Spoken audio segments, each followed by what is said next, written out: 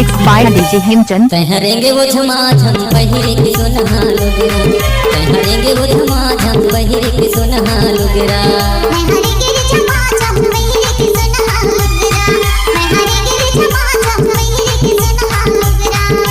चल चल चल डिंडोरी बजा होके तैयार वो जल्दी तैयार, चल चल चल डिंडोरी बजा होके तैयार वो जल्दी तैयार, संगे मोले जाहु गोरी तोला ये रानी तोला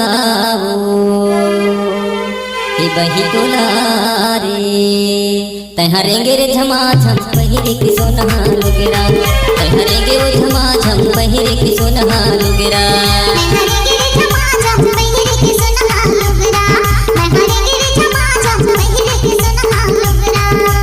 आप सुन रहे हैं डीजे हेमचंद यादव का मिक्स किया हुआ गाना।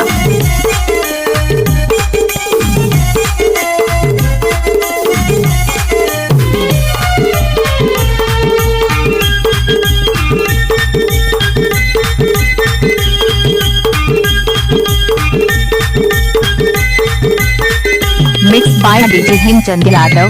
करजियले हम जाबो टूरी जाबो हम हारूसा, जाबो कहां मनी रूसा रे मैया, जाबो कहां मनी रूसा,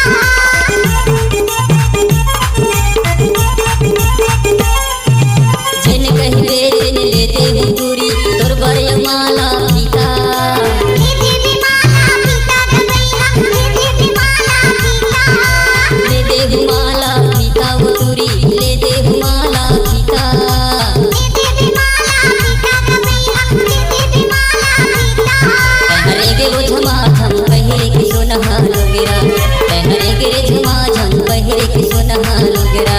मैं हरेंगे रे झमाझम बहिरे के सोनहा लोगरा, मैं हरेंगे रे झमाझम बहिरे के सोनहा लोगरा। इलाका जिसका भी होगा हेमचंद यादव का होगा।